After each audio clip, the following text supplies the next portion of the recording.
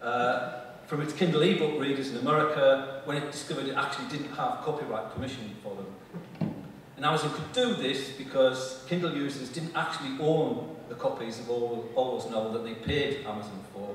They only had them on lease. So the question we're going to be exploring on this panel today, in this session, is how we might turn from an intellectual property regime designed for the benefit of the 1% to find ways of openly sharing art, knowledge, education, and media. Felix Stalder has written of Anonymous. At the moment, many such movements find it difficult to engage in the institutional world in any other than destructive ways. Anonymous cannot and does not aim at building alternative institutions. It is, however, contributing to the forging of a common oppositional horizon that could make it easier to coordinate future action. That's all a quote from Stalder. But what might such a common oppositional horizon look like in this context? Now, it's not hard to envisage any coordinated future action, including Anonymous and Occupy and the Pirate Party and Creative Commons and the movements for open access and open data and free and open software, on the basis that they all offer a challenge to the current intellectual property regime of one kind or another. Yet how much do such movements and initiatives actually have in common? How significant is it, for instance, that they don't even share a common idea of the commons? So if we take Creative Commons, and this non-profit organisation offers a range of copyright licences that authors can choose from to grant others permission to share and use their work creatively. So CC licences range from some rights reserved to a public domain licence that waives all rights. Creative Commons thus protects creators from the extremes of intellectual property law, such as the length to which copyright has been extended, thanks to lobbying from companies such as Disney. If we turn to open access, what we find is many texts published on this basis are covered by a CC license. This permits them to be openly read, and copied and distributed, but not built on, developed, altered and improved by others in the sense free and open software is.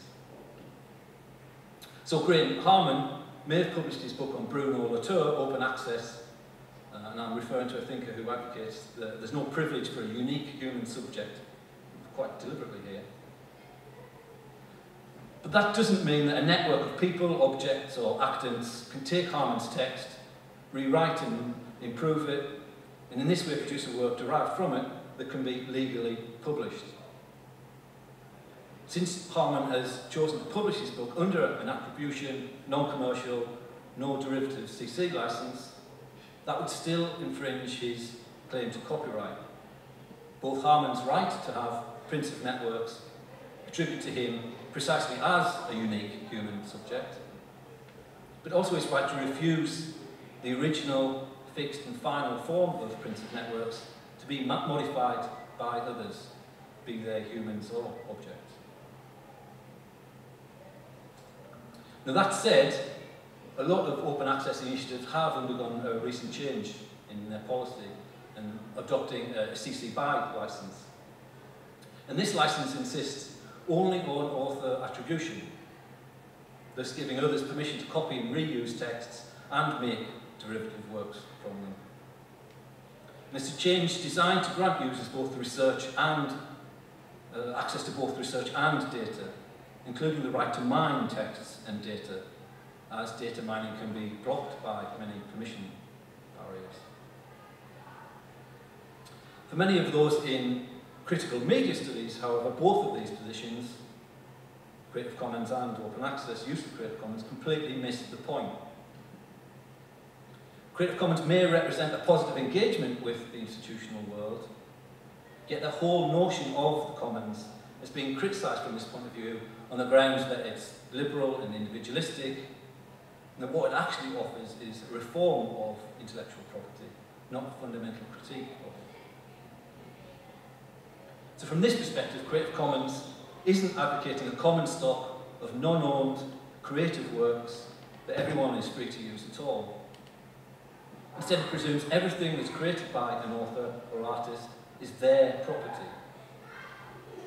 If anything, Creative Commons is concerned with helping the law to adapt to the new conditions that are created by digital culture, by merely promoting a more flexible model of private ownership. So in this respect, Creative Commons' emphasis on reserving the rights of copyright owners can be seen to function strategically, appealing to what Andrew Ross calls a thwarted class of high-skilled individuals in the creative and knowledge sectors whose entrepreneurial prospects are increasingly blocked by corporate monopolies. So proponents of this liberal view of IP have thus been able to form a coalition of experts with legal access and resources. So you've got Lawrence Lessig and James Boyle and Cory Doctorow to mount a powerful campaign that often overshadows other more interesting and radical approaches, and some of which we're going to hear about today. Okay, when it comes to free software, many in that constituency argue for what's called copyleft. And this is still use of copyright law, but one that serves the opposite ends to those a license is usually put. Instead of supporting the ownership of private property, copyleft defends the freedom of everyone to copy, distribute, develop and improve software or any other work that's covered by such a license. The only permission barrier is that which upholds this right by insisting all such copies and derivatives must be shared under the same terms and conditions. Yet many activists question just how left, politically, copyleft actually is. As we can see, free software is not necessarily anti-commercial or anti-capitalist. As long as the copies are covered by the same license, there's nothing to prevent a corporation selling copies of free software that they've developed from the original source code using their own labour. In contrast to Creative Commons, it's also difficult to apply the philosophy of free software to other areas of culture, to create a larger commons or free culture. And that's because, basically, it doesn't scale. As Dimitri Kleiner points out, companies for whom software is a necessary capital input are happy to support its production and development because doing so is most often beneficial to them, more beneficial to them than even paying for proprietary software or developing their own systems from scratch. They make their profit from the goods and services they produce, not from the software they employ in their production. On the other hand, cultural works, such as books, movies, music, are not usually produced as goods. In a capitalist economy, these are generally consumers' goods. And it's the publishers of such works which must capture profit on their circulation.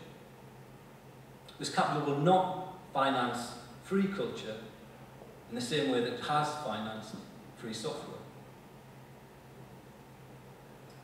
But rather than preventing access to information and source codes from being restricted, those on the political left tend to be more concerned with developing a free common culture and promoting the equal and just distribution of wealth among those who produce it. So to this end, Kleiner insists that copyleft must be transformed into what he calls copy far left. And here creative workers themselves own the means of production and only prevent use of their works that is not based in the commons. So creative workers can earn remuneration by applying their own labour to mutual property, but those who exploit wage labour and private property in production cannot. The question remains, however, that for copy far left to be able to generate such a worker-controlled economy, would it not need to be part of a much larger emergent economy of this kind, taking in not just art and culture, but things like food and housing too? Since we don't yet have such an economy, complete anti-copyright as a radical gesture that refuses pragmatic compromises and seeks to abolish intellectual property in its entirety, has a lot of appeal for many in so-called pirate and peer-to-peer file-sharing communities. The problem that's often raised for anti-copyright in turn, I'm going to talk a little bit more about this, is that it may again only be really effective from a position that's outside or after our current capitalist system. Certainly, for example, when it comes to academic research and publications, positions of this kind risk going along with the neoliberal philosophy that universities should carry out the basic research that the private sector has neither the time nor the money to conduct for itself, while nevertheless granting the private sector complete access to that research so it can be commercially applied and exploited. Without a license, there's nothing to stop. All of which, taken together, can be seen to offer a neat illustration of the paradox in the idea of the common that Roberto Esposito identifies. The way in which the common is defined exactly through its most obvious antonym or opposite. So, to conclude, just this little introduction, what we can see is that the commons is a place where the interests of a large number of diverse groups and movements and organisations and constituencies come together, yet exist in a state of certain tension. It's some of these interests that our speakers today are going to expand upon. Before I hand over to them, I just want to stress that none of what I've said is to imply that there can be no longer be a community of artists and academics and activists, programmers and educators and so on. It's just to acknowledge that conflict and antagonism are part of what makes both a community and the common possible. And if we do want to forge a common oppositional horizon that can make it easier to coordinate future action regarding copyright and intellectual property, we perhaps need to think of the nature of community, of being together, and having something in common in this context a little differently. Okay, that's all I wanted to say by way of introduction. We're going to hand over. We're going to do a little bit of a dance with the chairs.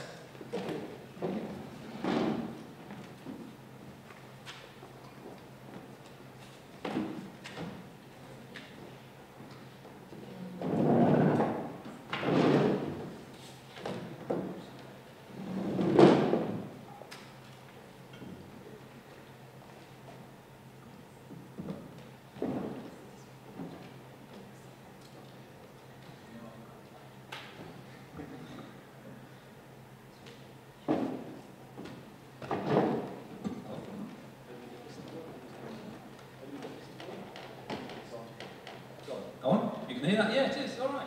Okay. See, I was doubting things. Okay, so our first speakers. We'll try this again. Eva Weinmayr. I'm English. The language, we're just rubbish at it. We need to get better. And Andrea Francke. And they're from the Piracy project. And what Piracy project is an international publishing an exhibition project which is exploring the philosophical and legal and practical implications of book piracy and creative modes of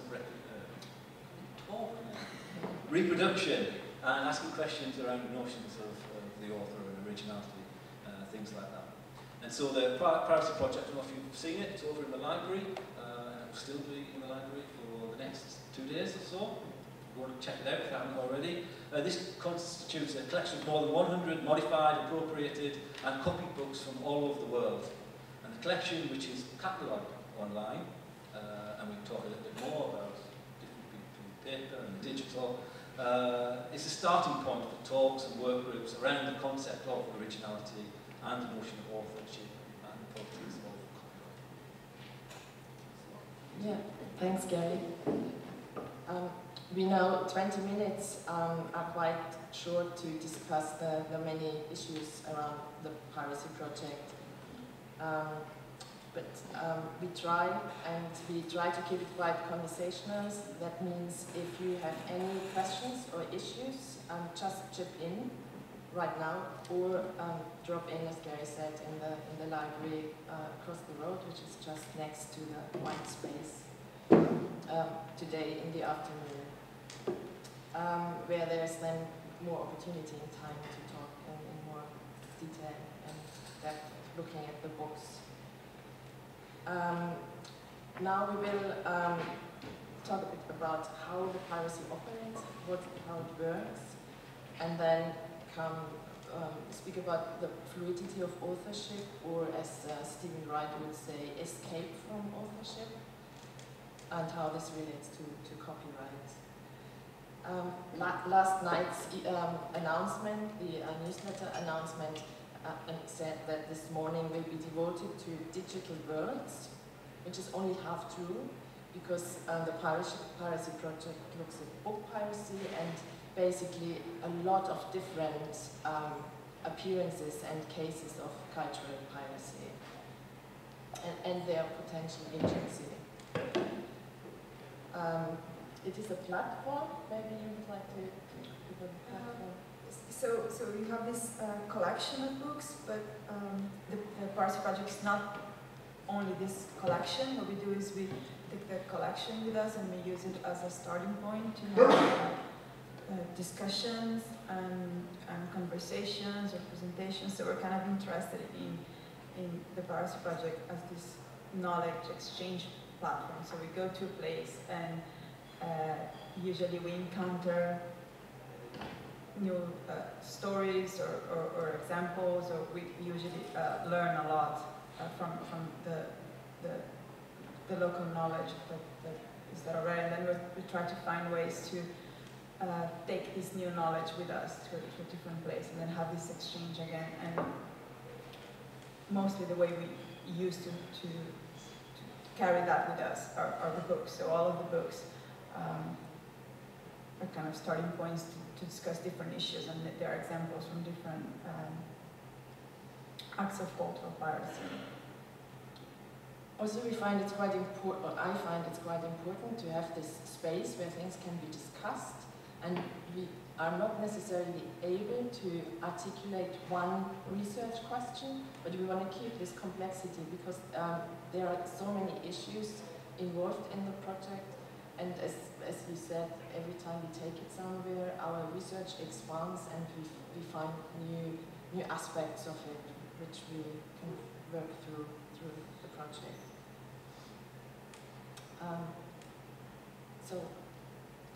You should talk about the library. It started 2 years ago at a London-based art school, Weinmayr School of Art, which used to be an independent art school, and the new university, Central St. Martin's, decided to close the library, which caused lots of trouble because staff and students were against it, and publishing and Andrea and students proposed to run the library as a self-organized space, and there was no money to pay the librarian and no money to buy new books, so we wanted to create a new form of engagement with knowledge production with the books, and this is where we met Andrea with her research. Similar time I was researching. I'm originally from Peru, although I'm based in London now. There was this rumor about piracy in Peru is quite common. They estimate that for 5 books that are sold in Peru, 4 of them are pirate copies. But then this rumor started that some books have been modified, and I went to Peru to know more about that, and was quite fascinated by the idea of you getting a book and not knowing if you're reading the right book or not. So I found this book, and we can talk maybe more about a specific case later, where there's 2 extra chapters. So somebody wrote these 2 extra chapters, which are really good chapters. You would never realize they're not part of the original, and they take no credit of it. You just buy it and read it thinking it's the original book. And at the same time, we met and we thought it would be like what that could bring to university library. I mean, what would it mean for a student to go to a college library and not know if what he's reading is Rancière or is somebody else dialogue or modifying or critique of Rancière.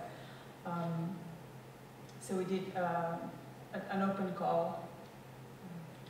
An open call for students and internationally, asking people to select a book which is important to them or they think should be part of this art college library and make a copy of it and give it to us.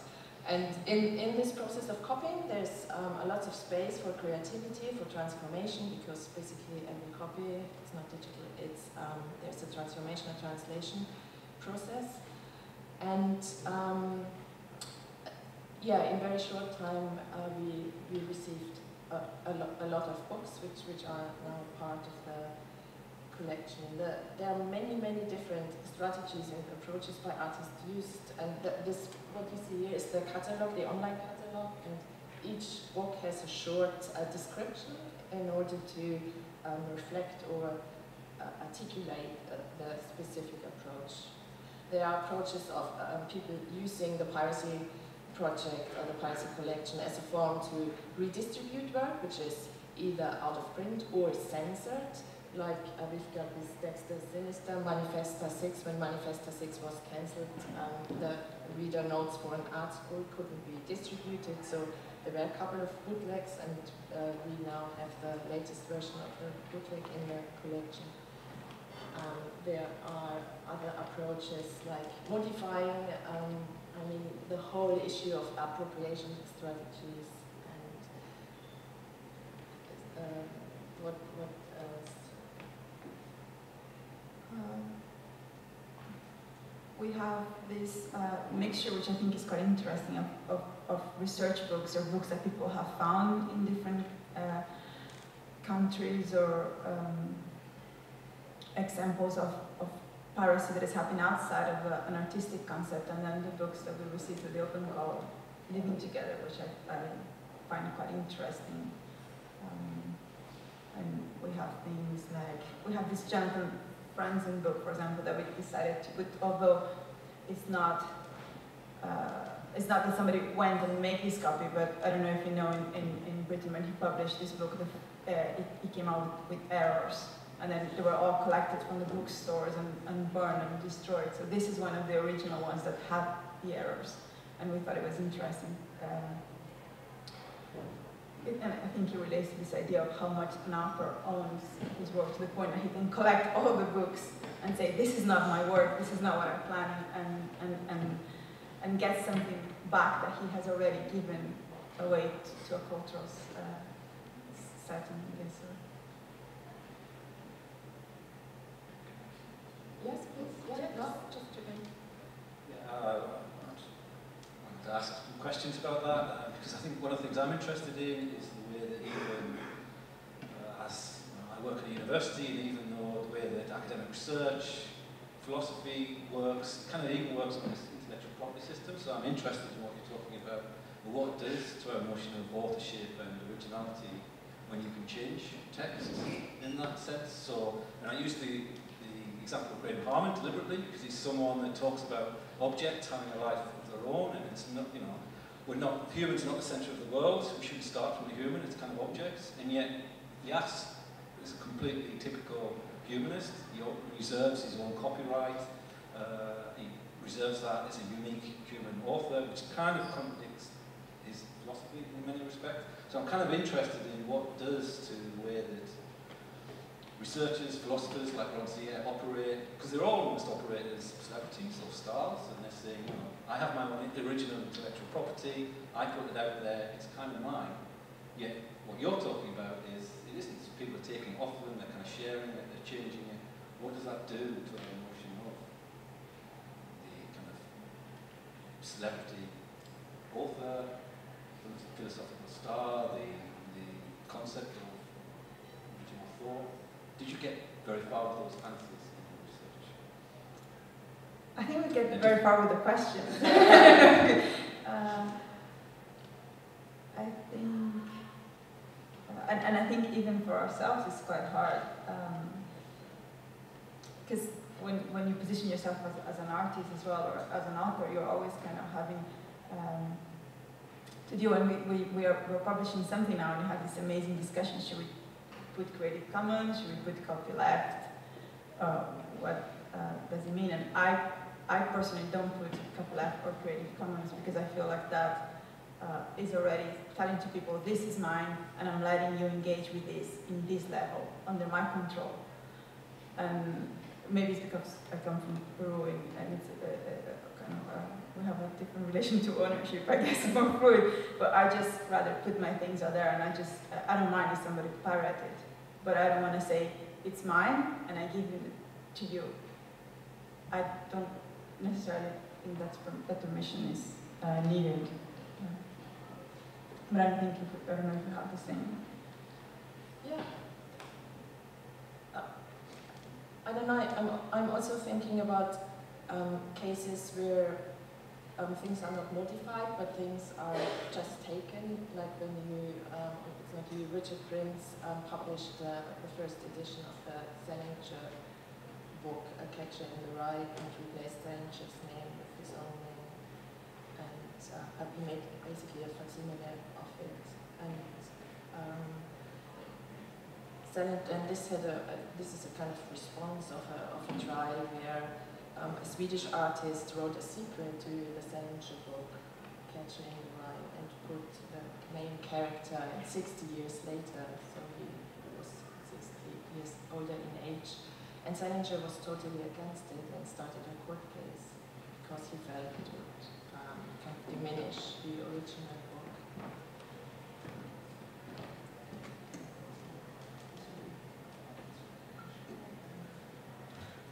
Yeah, that's right. You'll need to speak close to the microphone because we can't hear you if you're not close. Okay, yeah.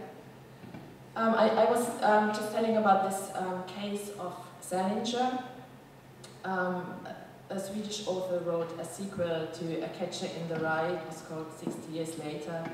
And Salinger started a court case against the writer because he felt it's diminishing his intellectual property right on the main character. And yeah, it's a shame because of course it's not diminishing the main character. Did anyone have any comments?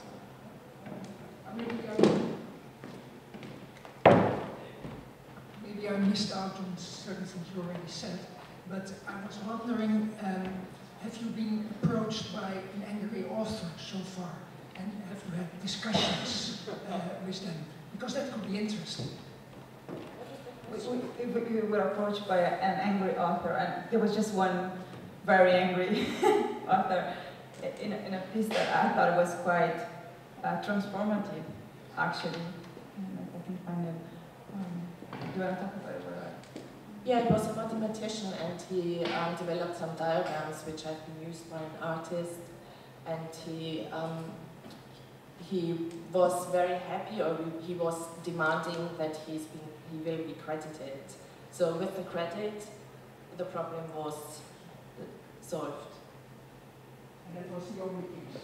That was the only case, yeah. So far? Yeah. So far.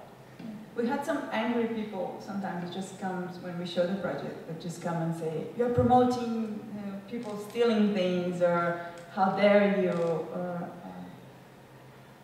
I think it's one of. Is it this one?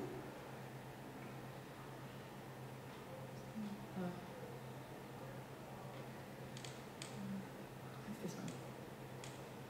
But I think it is hard for people. I was in the creative strike session yesterday, and people were talking about no matter how much people want to work together collectively, we're talking about artists. Artists are still in competition with each other for funding and support and grants, and so it is difficult. Although I'm interested in exploring other ways, other forms of authorship and working together, I can understand that people like that, and as you start to say, it's very difficult to avoid it. You have to come here and you have to come here and present yourself and almost act as entrepreneurs for yourself. You all have to come and pretend or act, perform as certain kinds of authors or artists, very individualistic. I do lots of group projects, but it tends to be when we get invited to speak about them, there's only one of us who tends to get invited to speak. No one invites the group, and I understand because of cost and whatever, but I'm not sure it's just about that. I think people are just, that's the way that they're used to thinking. Yeah, I think it's really interesting because there it's this kind of controversial, it's a really contentious place to be in, and there's this whole realm of plagiarism, which is really difficult to deal with. I mean, I would be curious whether you had personal experience of being plagiarized and how you deal with it. But then on the other hand, there's this whole field of where piracy really develops agency. I had a residence in Istanbul and I found this book, maybe it's in the catalogue, by Ahmet Şuk, 000 Kitab. And Ahmet Şuk is an independent journalist in Turkey who researched the Ergenekon case where the government is involved in mafia structures, and he was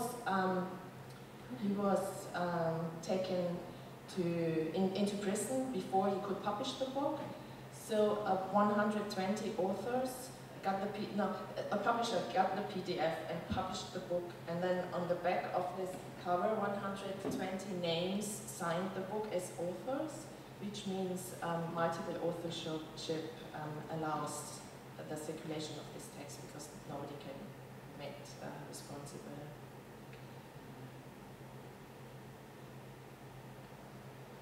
Any more comments or anyone want to share anything at this point?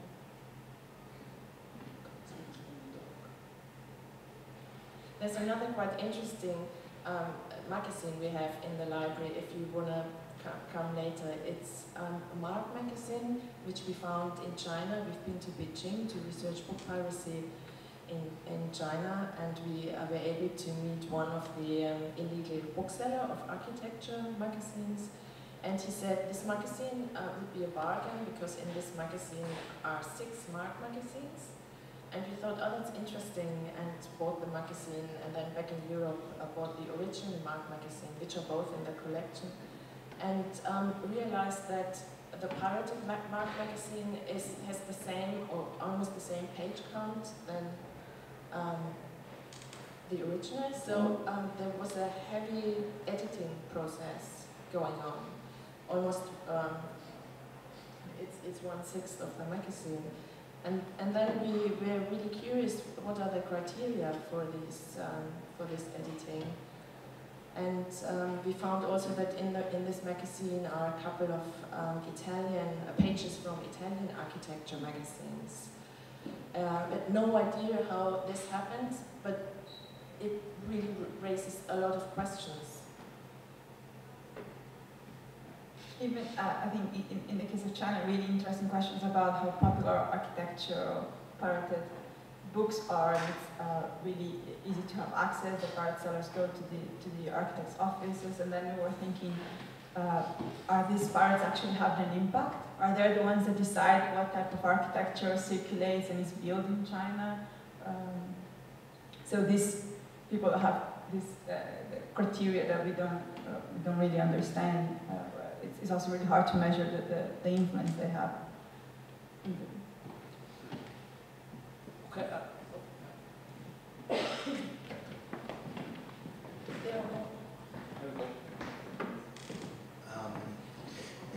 Thank you very much. I mean, I think it is incredibly important rather than having this completely binary discussion about piracy on one hand and this fetishization of authorship on the other hand, I think what is politically extremely important at the moment is to intervene into this gray zone. Yeah? And I think especially this is something sorry.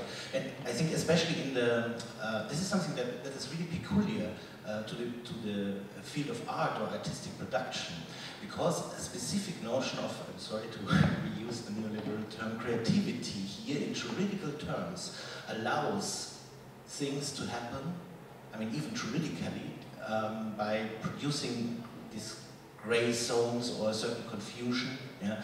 Because the judge has to, or the court has to judge about what in German is called Schaffenshöhe, yeah? I mean, how much creativity actually an artist added in this appropriation of another person's work, yeah? Because, I mean, you can, it's a similar situation to a quotation in the academic world. This is the model after which, of course, the Creative Commons ethos is built, yeah, that you quote, yeah, but I think this model that you're suggesting opens indeed up on a completely different ethical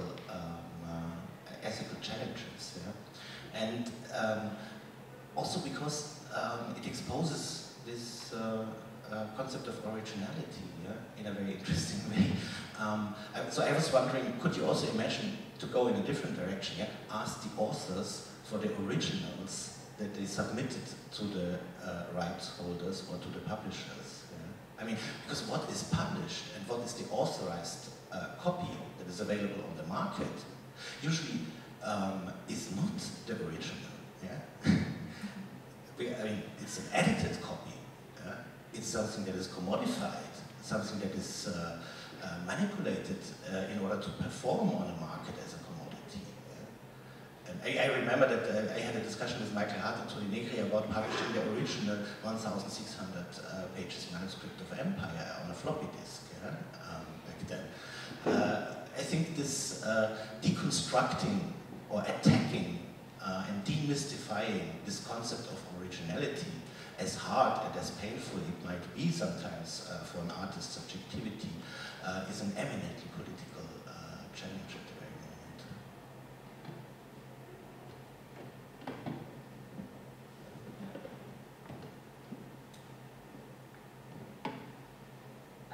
moment. We don't have any book like that in the collection, but I'd definitely love to have, if there's anyone here that have had an original that is different to what was published, I think we would love to add that to the collection and maybe talk more about it.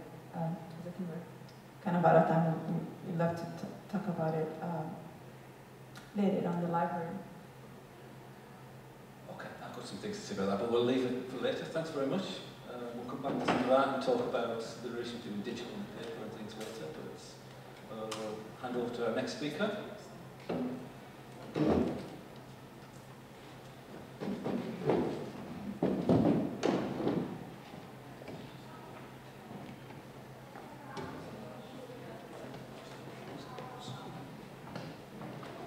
I'll introduce him while he's setting up.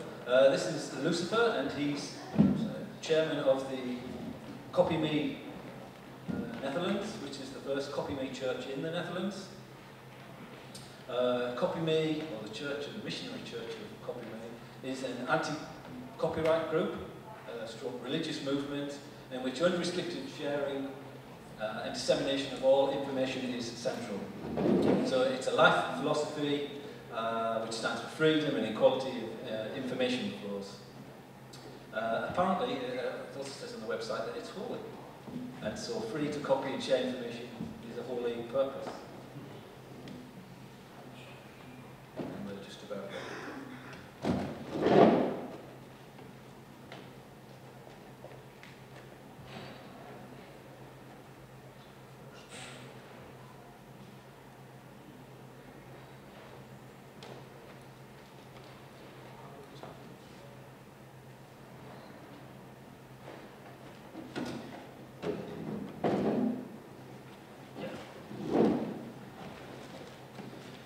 Okay, thank you for the introduction, Gary.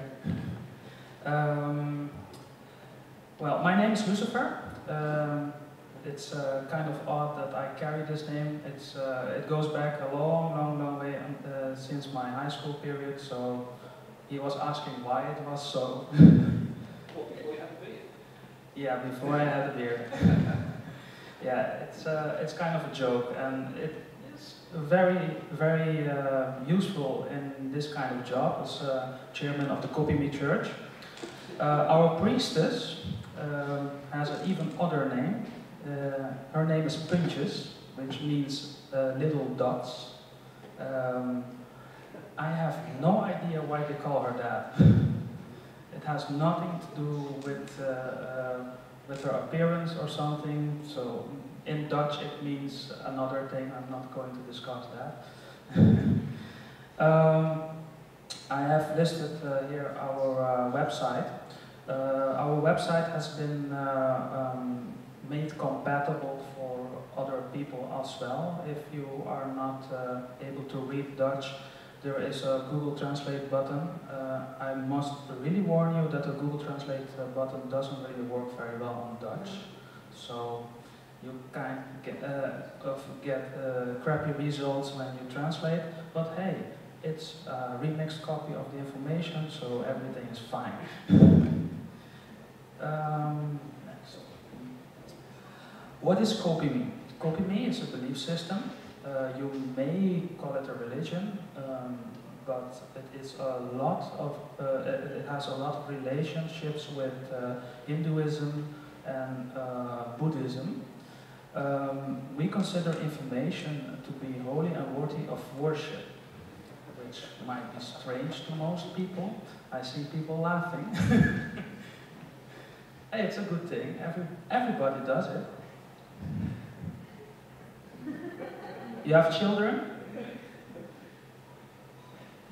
The guy that's laughing. You have children, yeah? You already copied and remixed your information. Now I have another question.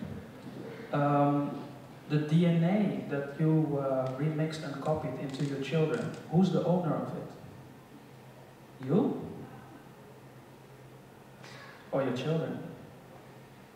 Nobody. Okay. We consider the act of copying information to be ethically right. The spreading of information is also ethically right. So it doesn't matter what kind of information. It might be DNA, that's the oldest form of copying of information and spreading it without restrictions. Sometimes there are restrictions in some religions, but most of all, like Catholicism, actually promote the spreading of information, the act of spreading of semen, and promoting to have a lot of children. It's also a way of spreading information. Anyway, we do promote the making of mixed copies. It's considered a holy form of copying, even more perfect than a perfect digital copy, because it actually increased the value of existing information, like my colleagues here said about the copied book, where there was added 1 or 2 chapters, yeah, that was virtually indistinguishable from not being the real author. That is a kind of perfect example of how you can actually remix an original copy into a better, better form of art or whatever you want to call it.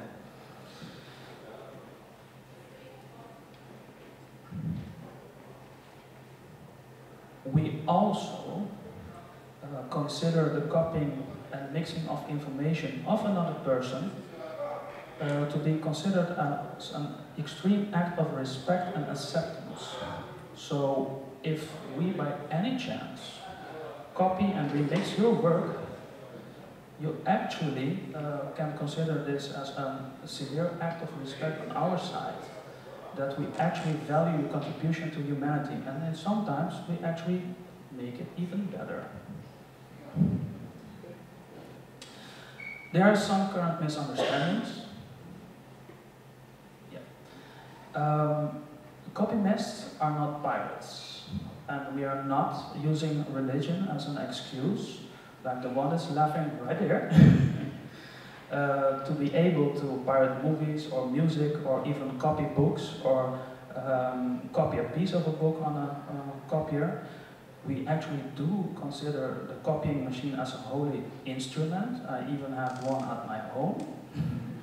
Because I do, on a regular basis, copy pieces of articles out of books or magazines, because it's very handy if you want to share information with somebody. If you go to, in a private setting with my colleagues, for example, if I want to share information with them, it's very handy if I can copy a piece of paper without having to take in consideration that I have to pay anybody anything, because I'm just sharing information with somebody. Afterwards, I can take the piece of paper and put it to a shredder, and then the information will be gone. But the thoughts that I was trying to convey to my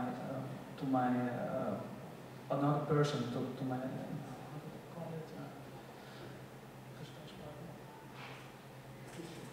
discussion partner. If I wanted, when I am ready with conveying the information to my discussion partner, I can actually delete, Control Alt Z, the information that I copied. In fact, that's the reason why sharing of information is truly a holy act of every copymist. We are trying to inform people in this world about any kind of issue that is going on right now. For example, what we had lately is the Occupy movement. The Church of Kopimism in the Netherlands was actually founded by Occupy Leiden. It was not founded by the Pirate Party. Most people think it's so, but it's not like that. And that's another contradiction, because Occupy is actually neutral ground for political beliefs and religion. And even so, Occupy Leiden did found the Kopimist Church, and afterwards to kind of put it aside, and it was taken over by a foundation because it started to grow very fast. Within 1 month or so, we had nearly 3,000 followers. The only difference we have with the mother church that's located in Sweden is that we do adhere very, very strictly on a privacy policy. We do not register our members at all. So I'm saying like we have 3,000 followers, but it might be more, it might be a little less. It's a kind of shot in the dark. We try to calculate it from the amount of visitors we have on our website, the people that are following our tweets, that are retweeting. Everybody that is retweeting one of our Twitter accounts is considered to be a copymist as well. So,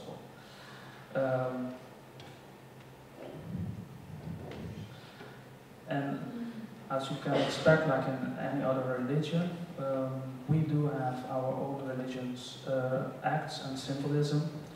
The most common being the act of the keyboard combination Ctrl-C and Ctrl-V. Believe me, this presentation is very holy. I have used my Ctrl-C and Ctrl-V a lot of times, every time I added another slide, so be blessed. The use of the copy me triangle also, I'm going to show that later on the website. What we also use in our things that we publish is the word copy me, or in the English form also copy me. You can consider this as another way of saying that's the license we publish everything under. I heard some licenses going by like Creative Commons and the copyleft or the copy far left. We don't have that. We just have the copy me license, which means that everybody can copy, redistribute, remix the information that we publish. And we do like to be mentioned. It's not necessary, but it's a good way to keep track of where the information came from. So, like any other scholar does want to refer to the authors that they used in their work, it's a good thing when you publish something under the copy me license as well. We do have issues with the content mafia industry, of course.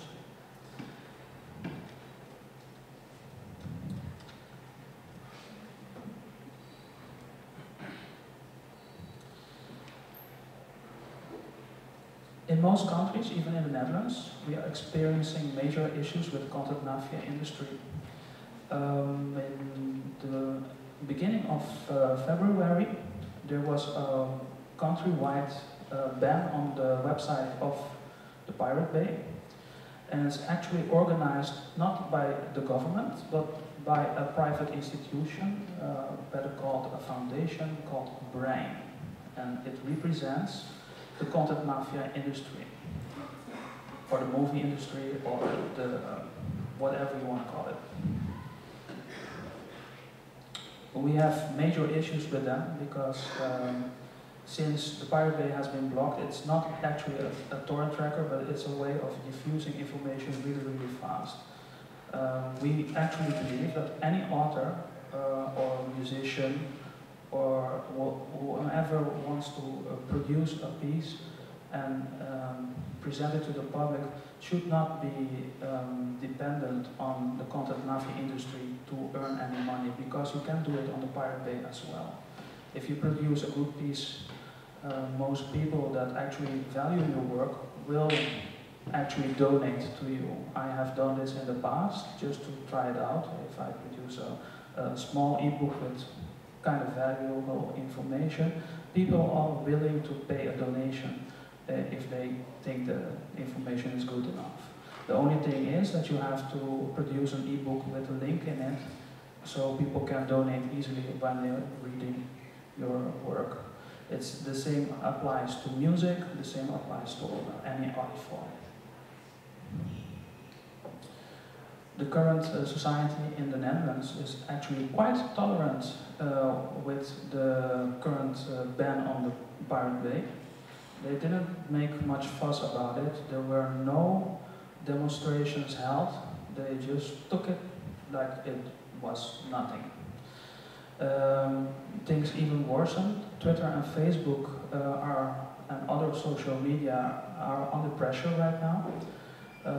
There was a situation last week where somebody on Facebook announced a party in a small town near Groningen. It's in the north of the Netherlands, and about 3,000 people showed up in the small town, and actually they didn't burn down the town, but they did a lot of damage.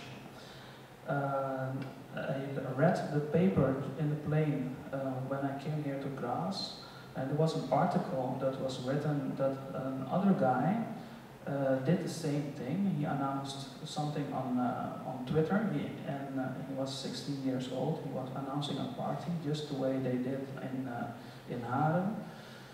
And the mayor actually let him, took out the guy out of the classroom, like he was a very bad criminal. He was questioned by the police. They forced him to change his Twitter or his tweet to tell everybody that the party is not going on anymore. And they even used a lot of police to stand by in the city, just in case there were people coming to get him out of the city as fast as possible. The mayor is going to hold this 16-year-old boy responsible for the 10,000 euros of damages that were incurred by using extra police force. So, and this is another argument because the mayors in Netherlands are trying to force Facebook and Twitter to censor messages like these, and if you even say something about a politician, they are trying to change the policies. I have seen this a couple of months back, that there were in the parliament they were asking questions if this is a possibility, a real possibility, to try to censor Facebook and Twitter messages if somebody from the government don't like what is being said, or maybe even is being perceived as a danger to society. In another way, I don't see the problem with announcing a party on Twitter, so it's kind of bullcrap. Sorry for that word.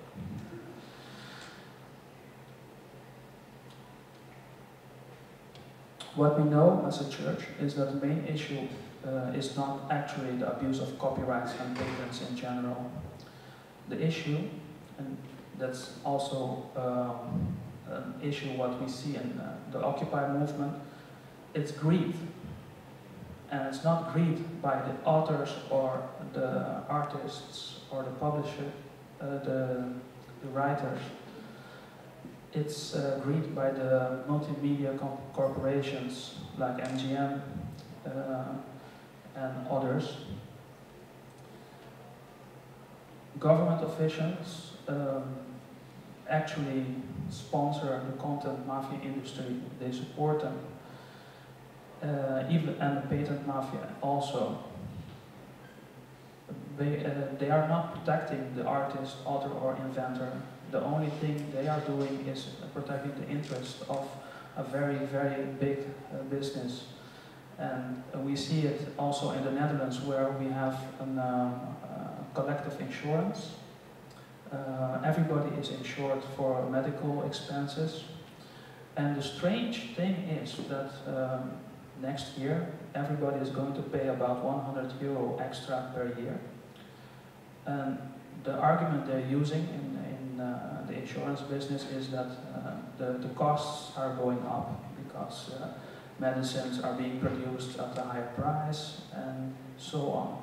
But if you look back, the insurance business is a private corporation, and the only thing what the private corporation wants is to earn money on the backs of hardworking people.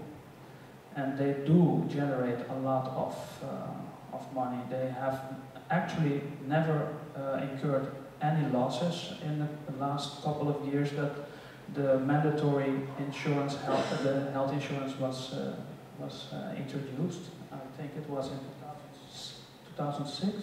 Yeah, 2006. Okay, thank you.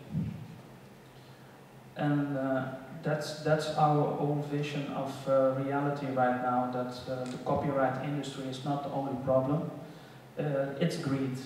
And we should be able right now to talk about how we are going to solve these issues.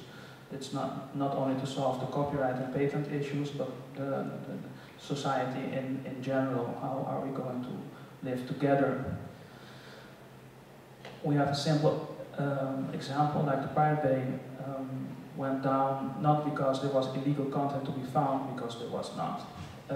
It's because it screws up with the money flow of the content mafia industry. An art, like I said before, an artist or author can earn money by copying his or hers work on the Pirate Bay, as it was already done by me. Where does this leave us? Well, as a religious entity that even considers DNA as holy, we think that we should start thinking more about where we want to go in the current information society. Do we want to keep sponsoring the big businesses, or do we want to feed the hungry artists, authors, or inventors, and actually do something constructive for society? Are there any questions? Let's copy and share.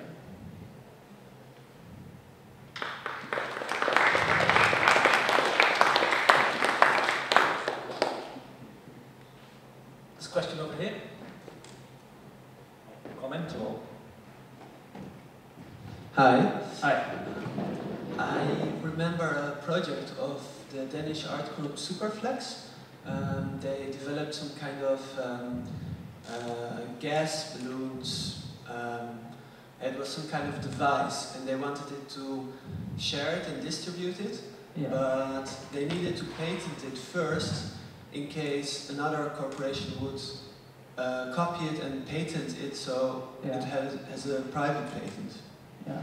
And I wondered if something goes through Copy.me that it's holy, so you don't need to patent it, or something that there are kind of new legal implications because it's holy, or a religious act, or coming from the church. That's a very good question indeed.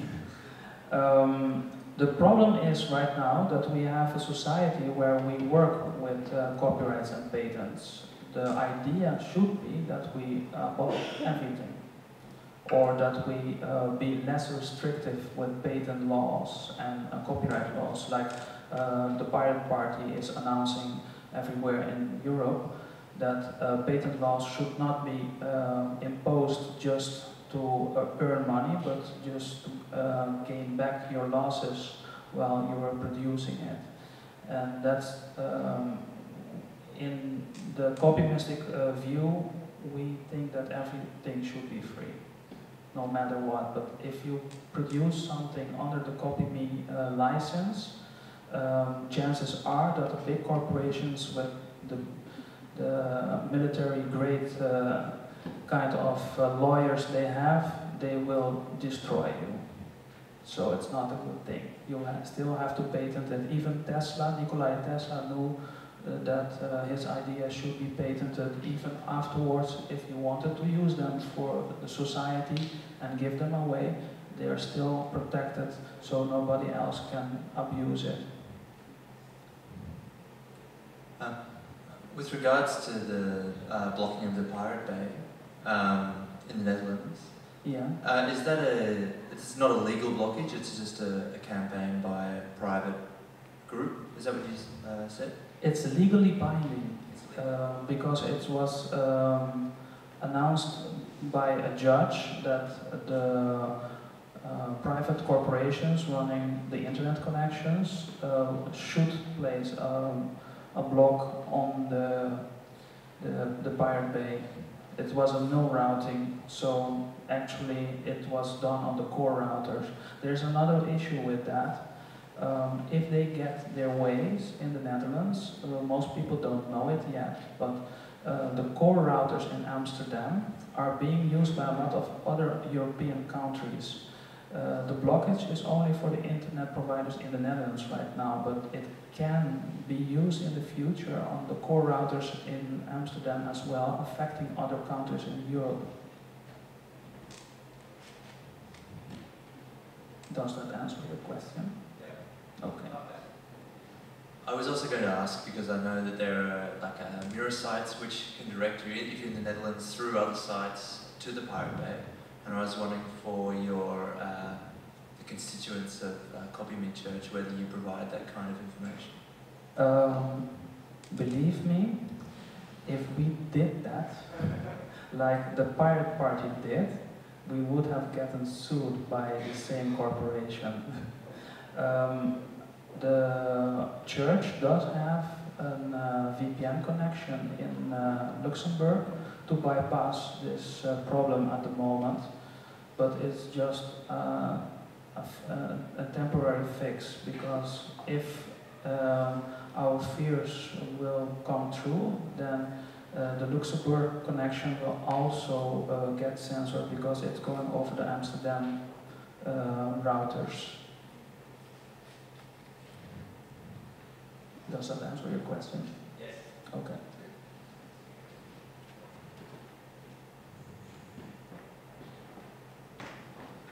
Hello. I have only a short question. Do you think it's there are problems in patterns of medicine and stuff like that, and that is stuff that is critical for lives and something like that, that there has to be research done and studies done? Do you think there is a problem? With medicine? Medicine, yeah, drugs. Yeah. Drugs.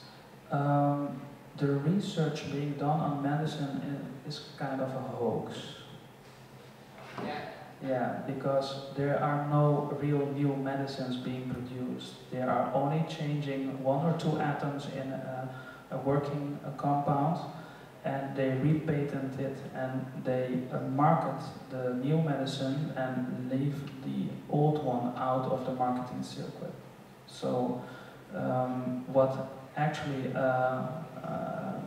medical or medicine producer does is just marketing. They don't produce anything new. It does happen on occasion, but more money is being spent on marketing than on real research at the moment. This is true. I mean, you're quite right when it's in regard of old drugs, but in regard, for example, drugs that cure AIDS or something like that, where new developments, do you think there is a problem that you can copy them because it has to kind of refinance the research in some regard? It's already being done in Brazil. they copy new medicines and they give shit about the patents.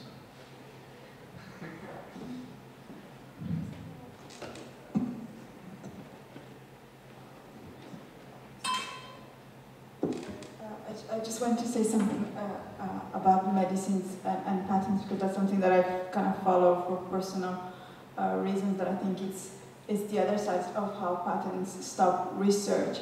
So, for example, there has been a lot of comments about parasites and how they work on the inflammatory system and how you can use that to treat multiple sclerosis and other diseases. And it's really interesting because there have been a lot of problem funding research that use the parasites, and what's happened is that the companies are funding research to do to just do a compound or a medicine that uses this thing that the parasite uses to cure the disease, because that's patentable, and there is no research money that is free from the capital that could invest in test if the parasite, that is something that is not patentable, is a better solution. So I think the patents in the medicine area work on both areas. On one side they can finance, but on the other side they also kind of, you as a company, you go towards a direction that can make more money for you. True. There's another issue that I came by a couple of months ago. 2 girls from Croatia came to me via the Couchsurfing project, and they were going to test their medicinal marijuana in Leiden University for effectiveness and to grade the THC value of the medicinal marijuana. In Croatia, it's being used for cancer patients, but it's totally illegal because the usage of concentrated forms of medicinal marijuana in an oil form is considered to be a hard drug, and the only difference between a hard drug and a very heavy dose of anti-cancer treatment is that the weed will actually not kill you, and the anti-cancer treatment actually can kill you. And in a lot of cases already it has been shown that medicinal marijuana can actually fight the cancer better than high-grade patented medicines for cancer treatment.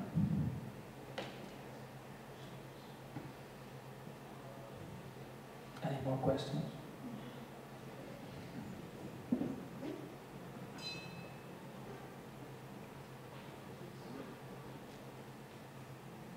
It's not really a question, more like a comment. I can't remember the guy's name, which is really frustrating.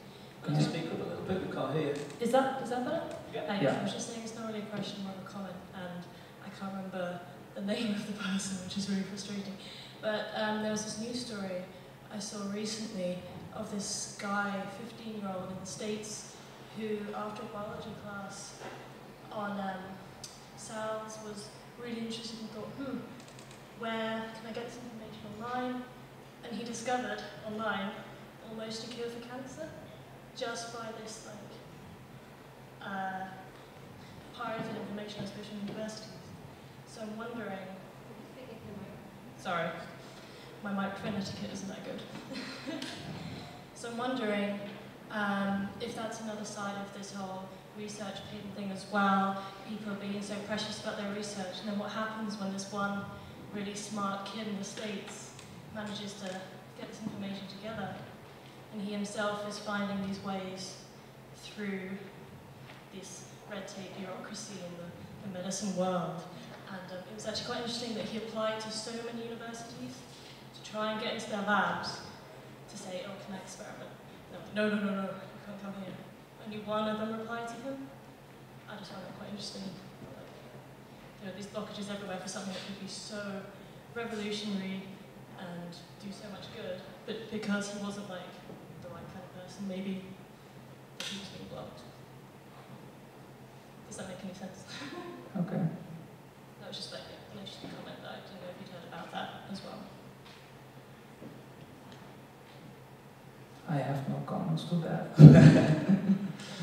Okay, thanks very much. We'll leave it for there. We'll come back to discuss more of this later. yeah, I will be sitting with them also in the library, so if you want to have a chat afterwards, you're welcome. Fantastic. Thanks very much. It's great. Hand over to our next speaker.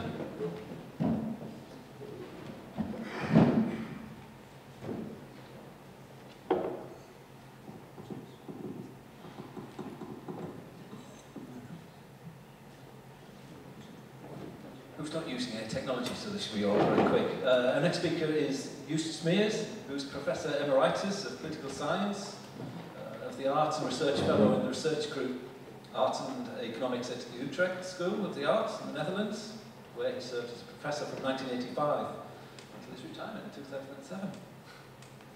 He's perhaps best known for his proposals to eliminate copyright and to break up large publishers, music producers and movie studios in order to encourage cultural diversity and to eliminate market dominance by a small group of corporations. Over to you. Thanks very much. Last Tuesday I came by train from Amsterdam to Graz, and I must say that's a long ride, but for a kid of the Low Countries very worthwhile, because after Munich then you see the mountains. And for me, you don't understand what you see. Before I come to a little bit more on the train ride, first something that doesn't have to do anything with this, the topic of this discussion. I found, coming here in Graz, that Amsterdam and Graz have something in common. I discovered, I didn't know it, that there's a new museum, a wing to a 19th century building, since 3 years, and since something like 3 days in Amsterdam, we have also a new museum attached to a 19th century building. But then there comes the difference. In Amsterdam, it is a monolithic building. You have seen it once and you have seen it forever. And to see this building here in Graz, that made me so happy. Congratulations. Coming back to the train ride, the nice thing of train ride is that it gives you a lot of time to read. And I was reading a book by a journalist from the Süddeutsche Zeitung, Dirk van Geelem, and the title of the book is Measured, and the subtitle is Loop der Kopie, appraisal for the copy. It's linked a little bit to your story. It's a very interesting book, but it is also interesting for one aspect, another aspect. And that is 3-4 times in the book, in one line, he repeats that he is not in favor of abolishing copyright.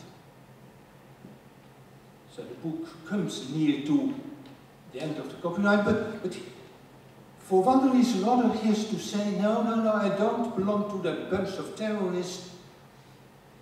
Believe me, I'm in favor of copyright.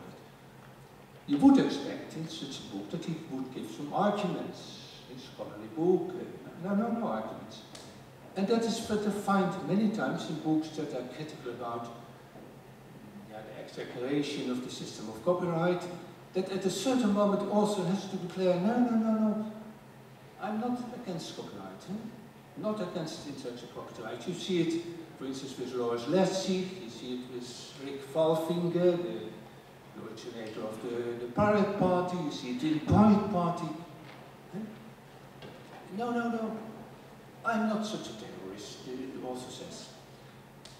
I'm sorry to tell you, here is sitting a terrorist. I have to tell you that there are many reasons to abolish copyright. And I have divided them for you in 3 categories.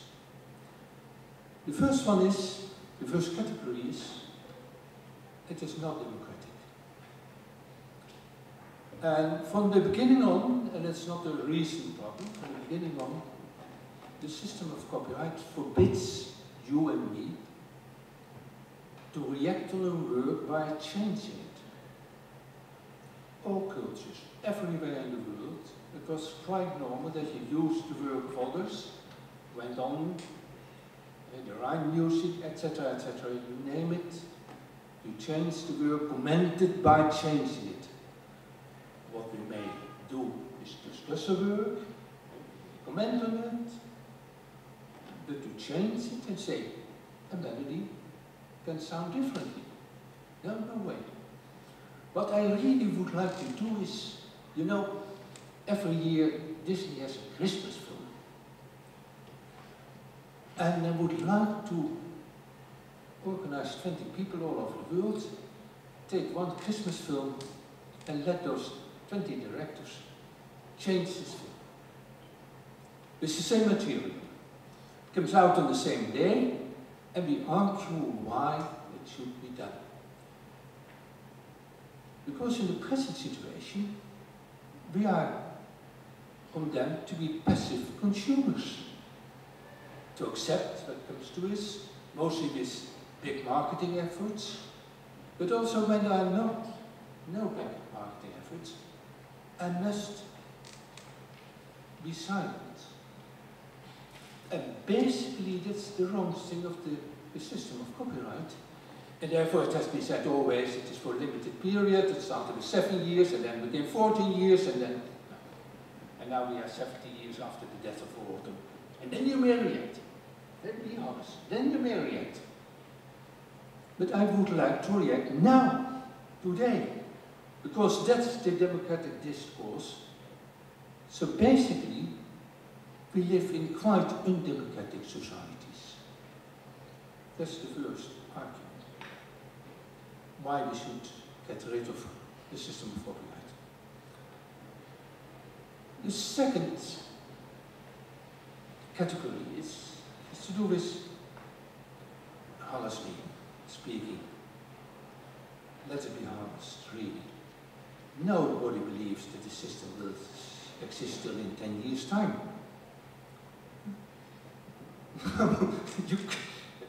I'm not an expert in the field of computers, etc. But even I know that the developments are going so fast that the only thing you can save the system is by using a lot of police force, ensuring the privacy. Personally, I would prefer that we use the police force for trade in women and children, in illegal arms trade, in black money, corruption, etc., and not for this. It is no way that you can save this system. And at the same time, you see that many more artists are using the digitization because it's an unstable media. You change it, you develop it, the fixed form is in certain ways a beautiful form. The future is not in fixed forms, it's in unstable media, unstable forms. So most of the artists will withdraw from the fixed form and say this is as it is and it should stay as it is and I protect it. No, that will not, in 10 years' time it will be finished. So the industry has a hard time to find artists who like to work for them, for this bloody nonsense, to fix your work and say, I protect it for you. It's just no. And the third argument, the third category of arguments is that actually the system of copyright and intellectual property rights serves as an investment protection. That is what it is. Huh? For the blockbusters, the bestsellers, the stars, the industry likes to invest heavily on hopefully profit-making, a lot of profit-making stars.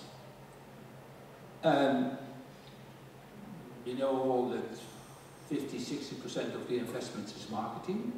That's falsifying competition. Because the industry says all the time, no, we do what people like. You would think if that is the case, then a small announcement would be enough to tell this film is there. But if you need 50–60% for marketing costs, and to believe that people, if you do something people like, then you have people to tell, oh no, this is really interesting. never seen before. Why 50, 60%? No, okay. So make an investment protection. We give them an investment protection for people who all the time claim that they are for free markets. And those same people will give a monopolistic control about the investment. And by this investments become bigger. And then you come, at the same time, that is something you mentioned as well, elaborately, become big industries who dominate markets. They can dominate the markets because they have investment protection, and that starts an infernal process of investment protection, becoming bigger, pushing aside the real diversity that exists. Because what we need in our societies? Diversity of expressions, contradictions. And with the system that we have at present, we see that the diversity has been put aside. And even in the internet, 20 years ago, several people thought, now that will be finished, this monopolistic control, there will be freedom, diversity, etc. And you see that at iTunes, people even buy less diversity than in a normal record shop. So the marketing from these industries is so big. People believe this really worthwhile. So, and there's enormous diversity in the internet, but so why not this diversity? There's reason enough to stop the system of copyright. And then we have to do something that is even more important, I think. To use competition or antitrust policies to make those companies much smaller. The result will be that in any case, those companies, there will not be any more those kind of companies who have the financial clout to produce those bestsellers and stars. When someone has a lot of money and even like to produce something like the Titanic, of course, he or she is free to do, but not with the protection of the investment protection of copyright. And why we should give it when it is destroying diversity. So, if we do those things, two things at the same time, then we get a level playing field, a more normal market. And in this more normal market, there will be attention for many more artists, because you and I are not anymore pushed in the direction of thinking this star, this bestseller is important. At the same time, it is beneficial for most of the artists, because most of the artists are at the present moment below break even. And with subsidies, we try to keep them working. But it would be nicer if they are above break even. And that will happen because when audience, the public, the citizens, not the consumers, the citizens, have the freedom to make their own choice, then they will choose more differently, and that means for many artists that they are a little bit above break even. Of course, some of the artists will become a little bit more famous than others, and that is always in history, Bach and Salieri, etc., or Mozart and Salieri, etc., etc. So one is a little bit more. So those artists will become well sellers, not bestsellers, well sellers. And then there is a chance that there will come a free rider who thinks, oh, that's nice, I can use it as well. So this artist has made already quite a lot of money, not so much as the bestsellers. And that might make the artist at the same time more famous. You can't expect with the normal artists who are doing a little bit better above break even, that will become free riders because they are not famous enough for that. And the free rider would know that 30 or 40 other publishers could do the same at the same day. Why make the effort to do so? So this is what I think the market will be. And what I need at the present moment is to have economists who make the calculations. A little bit more about pharmaceutical industries and those kind of enterprises. At the present moment I'm writing a book with a co-author about all intellectual property rights, patents, breeders' rights, etc., which we will abolish as well. We'll do the same with those big enterprises, make them substantially smaller. And I think the most important aspect of our analysis is that we make a split between research and production. Because at the present moment, for instance with the pharmaceutical industry, Wall Street, the bankers decide what the industry is doing, because the industry must make profit, and they develop only drugs that will do very well in the market and that they can sell a lot and make a lot of money. It has two disadvantages. That does not mean that they produce drugs that we really need. And the second disadvantage is the knowledge they develop stays private. Well, we know that at the same time most of the knowledge comes from public sources, from the commons. So what we do is split up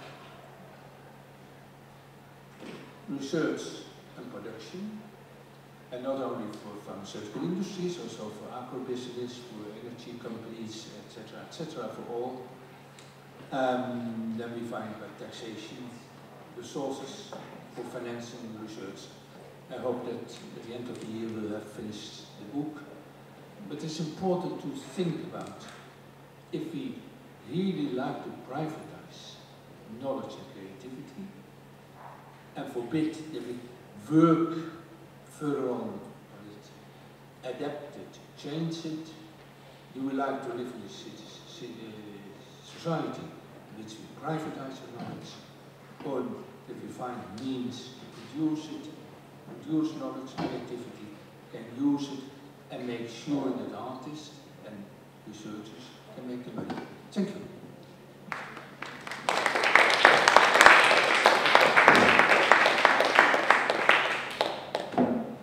Anything people would like to ask Joost, or comment, or respond, or develop? Hand up down here. Remember to use the mic. I'm trying to remember to do it as well. So we're all responsible. Try and hold it close and shout a bit.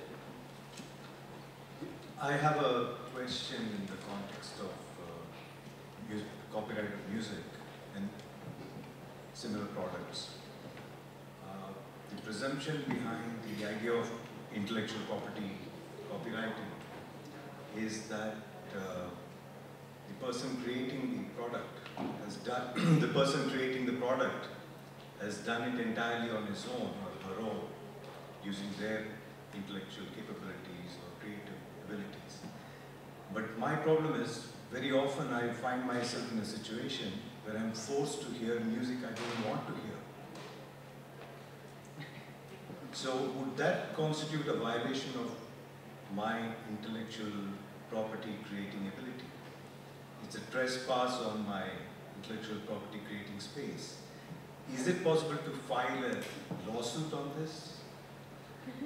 Is it possible to file a lawsuit against companies for not being able to confine the distribution of their music to just those who pay for that music?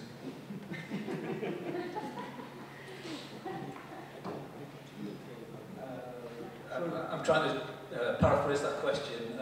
Can we prevent, you'd be interested in this because you're interested in sound, and can we have some sort of copyright license that prevents us hearing music when we don't want to hear it, because that kind of infringes on our ability to be creative, because we're forced to hear Jessie J or somebody that's big in England. I've been permanently damaged by many kinds of music.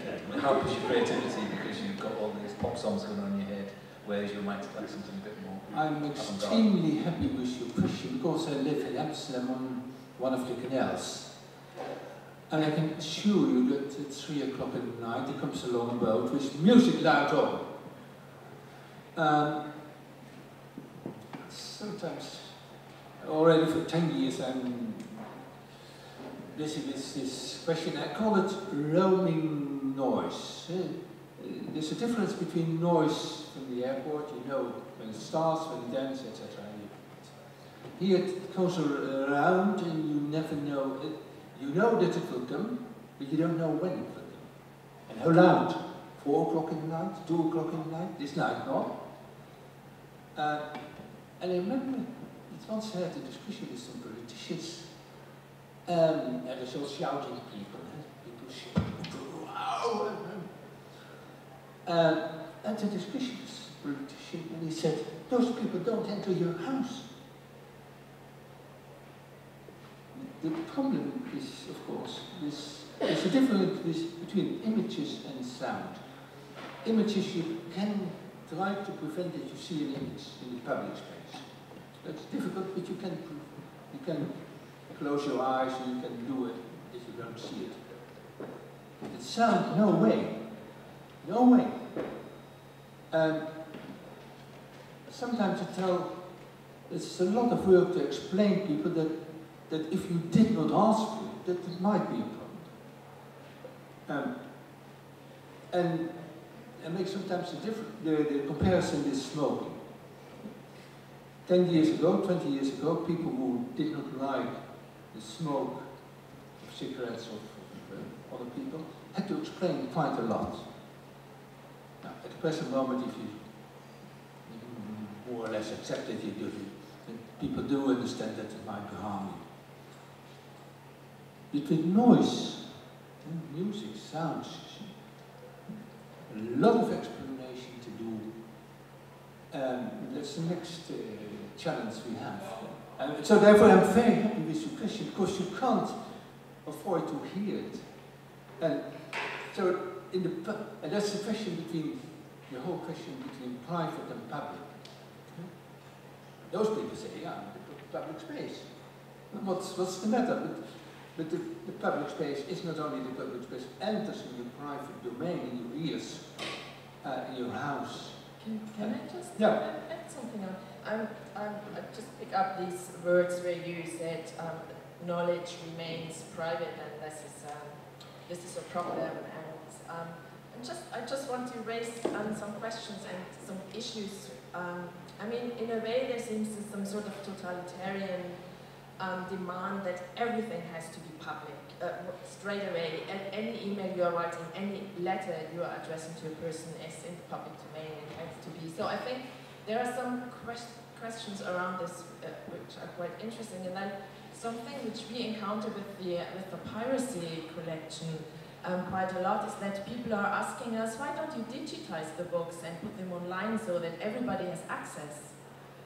And that's a really interesting question, because there's something about the quality of access, or the quality of the conversation or the communication you have with the books, which we in a way want to not necessarily have control over, but there's a different, if you digitize them, they are reduced to information.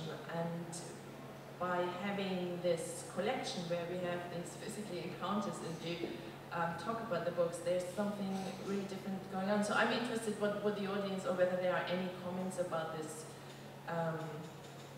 No, I'm not happy at all that people make all things that are worthwhile for them public. I'm amazed that people put so many private things on Facebook, etc., etc.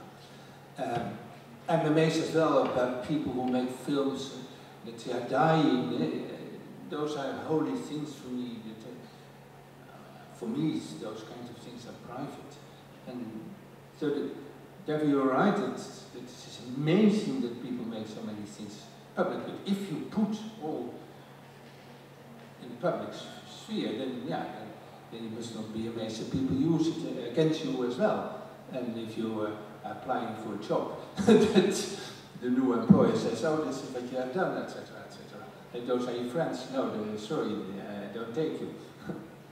Can I ask how much we think notions of the private and the public are still kind of relevant, or that they work in terms of digital culture? I mean, one example is, you know, we used to have a notion of the public sphere where people would turn up in places like this, or in town halls, or meeting places, and then they would comment and issues to do with public, and then they would go home, and that would be a private sphere. But now we don't seem to have that boundary or that difference. So we're commenting in public all the time, but we're sitting in our bedrooms and other private spaces, and you know, doing all sorts of things. And how relevant is this notion of private versus public still, do we think?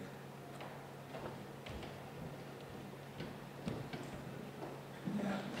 First of all, Remember to speak up and yeah. shout. First of all, to you, for many authors it could be both. You can have this more intimate relationship with the work as well as public access on the internet. The matter of publicness, for instance here, we didn't even have to sign it. We gave permission to have it distributed, all our contributions, whatever, by the camera, yeah, anywhere. Or we could say, well, we don't want it. Well, there was a choice, and we could say, somebody could say, well, I only want it in this intimate sphere. But they weren't encouraging us to choose. It was sort of, the natural solution was not to go against it, it's public. The question is it public? And it's circulating probably in very small circles. And also on Facebook. Yeah, most of these entries are actually private. They just circulate in very small groups. So it's only when somebody wants to damage you that they take you out and, you know, nude pictures or whatsoever, then, so then you know that this may happen and you'll be careful. So I wouldn't worry so much about this problem. It's going to shift and we're going to get used to it, but we can also withdraw. Yeah? Maybe you don't agree. It has two sides, of course. The side is, one is yourself, and the other is outside forces who publish you things. Yeah. Yourself is, you make the decision, you can make a stupid decision, but there are many outside sources who use what is private to you and publish it on ways you don't have control anymore on it. And that is a really serious question, of course. How can you, and if there's damage, how can you control the damage? That is, you know, go to the courts, yes. Which courts, to whom you have to file a complaint? I guess my problem or my question is getting more in terms of the notion of the self and privacy and who's choosing, because you're not happy with big business and the corporations taking this, because you're saying it's producing a passive notion of the consumer, but this notion of the active producer seems to go back to kind of sort of a Western romantic view of what it is to be an author, to originate something. And the question we kind of began with right at the beginning is, if we're going to rethink originality, then we're going to rethink some of those notions. And I'm guessing this is kind of what's interesting, the connection you were making, going back to places like Peru or China, whereas they didn't quite have that notion, that Western romantic notion of what it is to be a creator or an author. They're kind of treating property, intellectual property, copyright very differently, in a way that creates problems for our notion of privacy and choice and all those things that we're ending up defending. And I'm wondering if that's a problem. I would like to get back to Florian's question with the originality, because you said we have to go away from these binaries, but I don't think that there's a binary because between original and copy, because in our collection every copy is an original, if you want to mix this notion. Oh, I meant the binary between... Can you use the mic? Of course, I didn't mean this one. I meant the binary of advocating piracy on one hand and fetishizing authorship and intellectual property on the other hand. I think this, as if, I mean, like, I think somebody mentioned it, this kind of I think you mentioned in the very beginning of your talk, this apologetic gesture. Or is it, I'm not against the copyright system. Yeah, I mean, there is a moralizing. There's an incredible pressure, apparently, to understand the entire debate as a moral issue. Yeah? And this is the main argument of the industry. Yeah? I mean, moralizing to an extent that 16-year-olds. I think in most societies, the concept of originality doesn't play a role, and in the future it will not be as well. More important is the question of respect for work. And in all societies, of course, people know that this artist is doing something that's better, deserves more respect than another one. And I remember an interview with the director Peter Sellers, opera director Peter Sellers. He was speaking about the film of Tarkovsky, The Sacrifice. And at the end of the film, the house is burning, and there starts the end cantata from the Matthäus Passione by Medi. And Peter Sellers says it is not the question of going to the copyright holder to ask for permission, in the case of art that's necessary. But it says, this is such a beautiful, such an important work, you should earn the right to use it. You may not use this under whatever publicity campaign or something. We should learn to respect the work and know in which context you can use it, or whatever context is mistreating the work. And that's a very, very beautiful example he gave, that Tarkovsky, with his film in the end scene, he earned the right to use this explicitly beautiful cantata. You may not use it. And that is what we should learn any moment.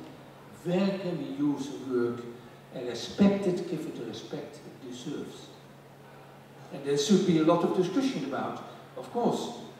And the discussion should take place, but by limiting the discussion by saying you should not use it because there's copyright, that destroys the whole democratic debate in society. Can I just say something? Because I found quite interesting the history of copyright, and especially in the United States in comparison to England, but copyright was established not because they thought an artist has a right over its work, or patents were not about an inventor having rights over their work, but the idea was that at that moment there was no sharing.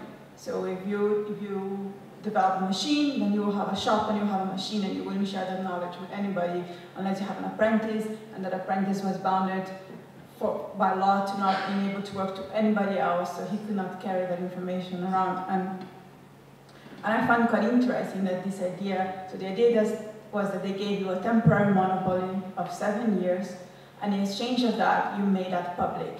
And when you make it public, you make it available. So when you made a patent, so instead of having, like Coca-Cola has a secret ingredient that we don't know, a trade secret, instead of having something as a trade secret, you actually take it to the public sphere, and that was the first, the reason why copyright was set up in the United States.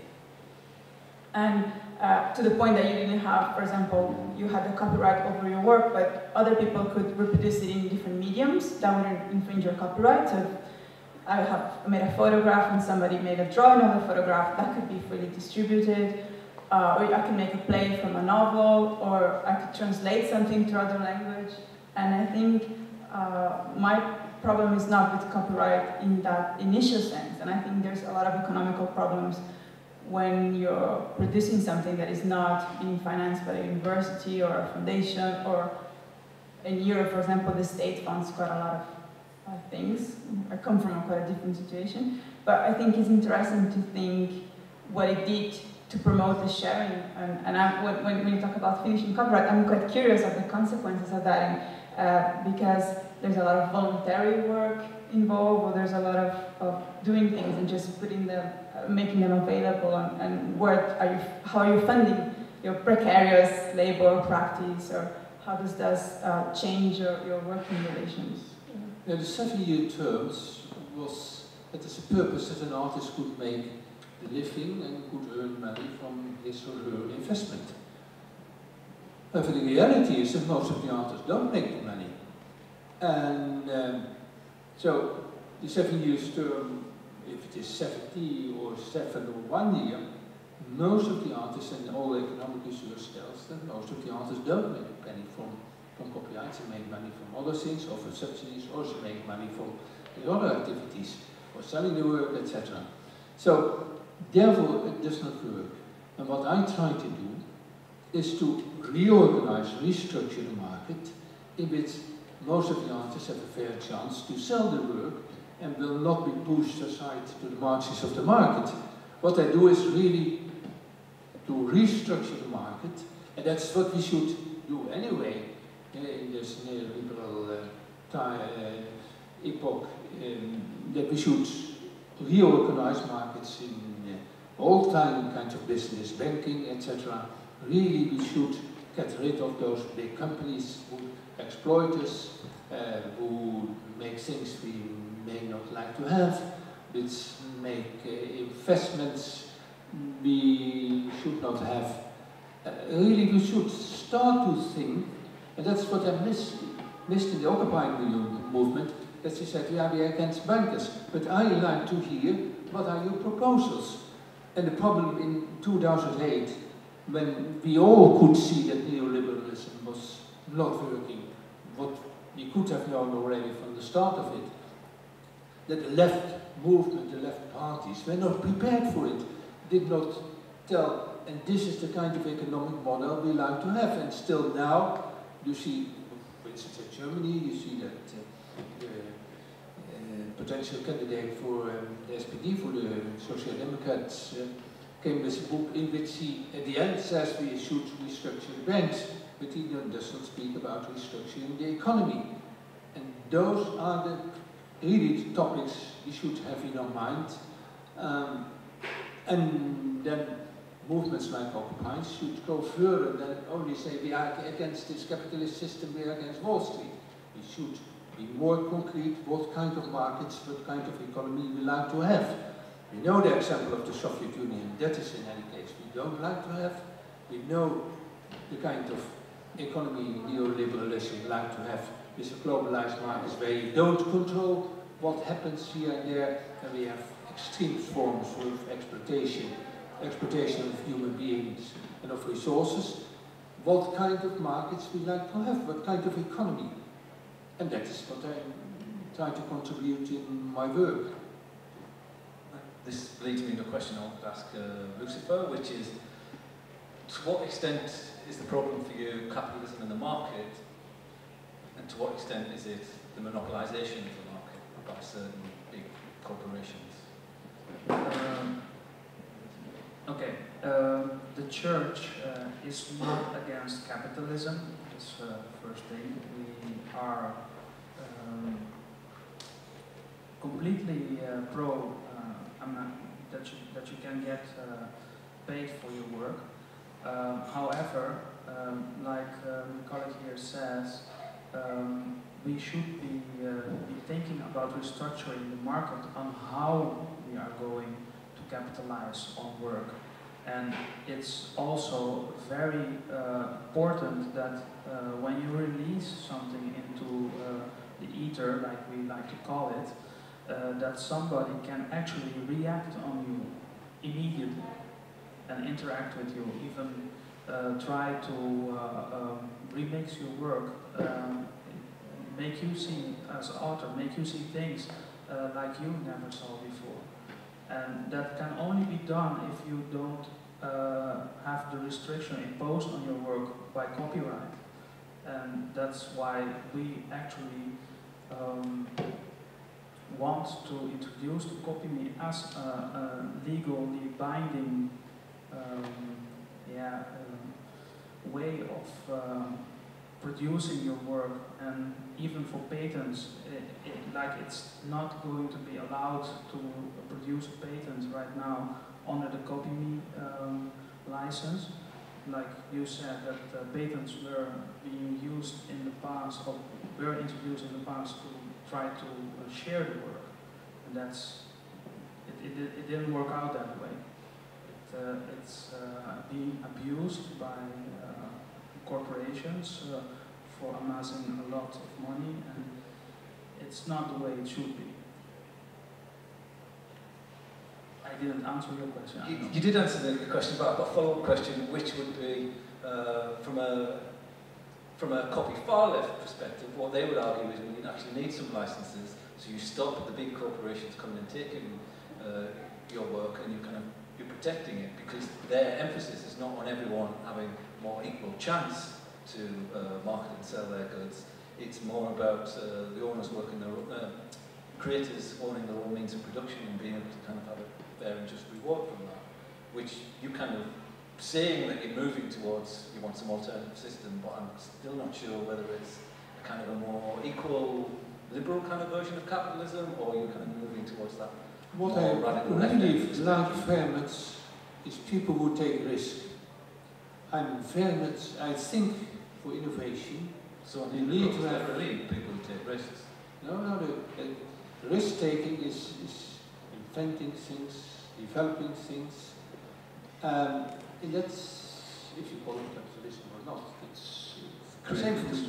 But it's important that it is possible for many entrepreneurs to be active, to innovate, and that means by definition to take risk. It should be in a market, operating market in which you can take risk. And that there are not a few dominant forces that prevent you really to function on the market. So what I try to do is to make a level playing field. And a socialist or a capitalist one? If you like to call it capitalism, okay, but it's another form of capitalism than the capitalism we have at the present moment with neoliberalism, in which winner takes all. And that makes the difference. And that we should protect at a certain moment the enterprises that are too big to fail. For instance, Obama is maybe winning his presidency the second term because he saved really failing automobile industries in Chicago and Detroit. Companies that were too stupid to see what happens in the surrounding and went on to produce cars nobody liked to have. And but they are too big to fail. So we had to do something to save them. In a normal market in which you have smaller companies, if a company makes stupid decisions, it's up to them and they fail to get bankruptcy. The whole concept of bankruptcy does not exist. The banks are too big to fail. The enterprises are too big to fail. And at the other side, we don't have control on them. No control at all. And the money, the profits they're making, is what they place to the Bahamas or other the Isle of Man or whatever. So we have to save them, they are too big to fail, they control the markets, and they don't pay taxes. Is that the kind of economy we like to have? No, I don't like to have this in that case. I go on for the last time. No, be serious. We should really think about what kind of economy we like to have, and this is not the kind of economy. At the same time, it's important to have entrepreneurs who take risks, who innovate, and I think middle-sized enterprises, a little bit bigger, and middle-sized enterprises can do a lot in innovations, are more flexible. Let's say in the whole field of energy. Do we need to have Shell who is drilling 10 kilometers below the sea level or destroying the North Pole? Do we need to have those companies where we know that abundance of energy we can produce on local levels? Do we need those companies? Do we need to protect them? No, not at all. conscious you have a question, and then we'll come back to Lucifer, because I know Lucifer needs a chance to reply. It's gone now, okay. Yeah. Oh, there we go. My question is going... Remember, speak up. Pardon? Speak up. Okay. My question is going to the same direction. It's like last year we had ACTA and the demonstrations against it. It was in winter somewhere. And do you think this attempt to kind of make this intellectual property, to kind of put it into law on a multinational base, that it's like an attempt to save the economy, to save our kind of system of infinite growth? About ACTA. ACTA is not only about culture, ACTA is also about all other products, the counterfeited, etc. I wish our governments good luck to try to prevent counterfeiting. In China it is a part of the culture, and the old boys networks from centuries old are doing it, and certainly will not stop to do it. And we should be realistic. The main problem of counterfeiting is that many people buy counterfeited drugs which are not good for them, not prescribed by a doctor, in the best case don't do anything. So counterfeited drugs are really a threat for the health situation in the world. Now we can do two things to try to fight against counterfeiting. Good luck, that will not help. You will not stop it because there's easy money to make by counterfeiting. Enough governments are there who are corrupt, and police officers who are corrupt. You don't stop it. The other possibility is to do what I propose, and to stop the intellectual property right. Then you reorganize, restructure the markets. You don't have those dominating companies. The knowledge that comes out of research will be freely available. That means when you start to produce a drug, the price is on just the production level, and there's no incentive anymore for counterfeiters to do something because they can't go under the price of that exists really on the market. So it is better to restructure the market and win on that way against counterfeiters, because they never can win on a market where the price is already low because it is just the production cost. My question is going into a bit another direction. I mean, the theme of infinite growth. We have a system. Do you think the new market system is as well based on infinite growth? Infinite growth? Like the economy has to grow like all the time in order to sustain. Do you think? My question was going into this direction. We have a system of infinite growth, so we have to kind of always improve our GDP.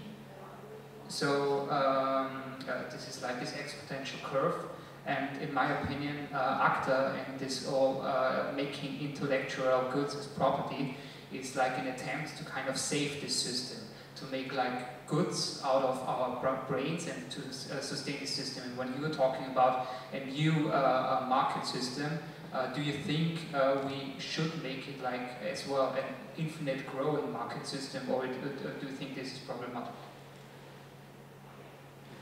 The question is, do you think that the system should infinitely grow? So you were talking about the problem with General Motors and the cars. Is it the problem that they just didn't make the right cars, or is it the problem that they should just carry on making cars, except the market has chosen the better ones, and we're going to carry on and develop on your question, and we're going to keep on using the environment and things, and we're going to... Is that what we're trying to do? No, I don't have an idea whether you should... I have personally an idea about whether you should go on to produce cars. The thing is, of course, that you don't have to have those big companies to produce cars. Small companies can easily produce cars and do it very efficiently. But the relation with ACTA is not clear to me, because ACTA tries to keep the market forces as they are, and that is what I don't like to do. If you don't have intellectual property rights, then you don't need to have something like an ACTA treaty. Lucifer, You're on. Yeah, finally. Okay. In essence, creating another license, like you said, the copy far left license, is probably not the answer. He already gave a good answer for that one, and that was stronger antitrust laws, because the antitrust laws we have right now are not being used, practically not. And if they are used, they are not being enforced. And if they are being enforced, it doesn't hit the big companies or make them change their minds about their habits, because they will just keep on going. That is something that I want to bring into relation with the infinite growth of the economy. We do, as a church, stimulate infinite growth of information, but if we are talking about economy or material things or materialism, we want to discourage that in a way, because it's environmentally very bad. We only have one planet, and we are kind of raping our planet at the moment, and it's also the fault not only of the big companies, but it's also a responsibility that most people do not have at the moment to try to diminish their consumption. How does that relate to Andrea and Ava's project, whereas they are increasing information, but they're using it in a more material form, using paper? I think it's a very good way to do that. Paper can be made of recycled paper as well. I hope you're doing that. No, but paper is a carrier of information that can hold information for more than 50 years if you treat it very well.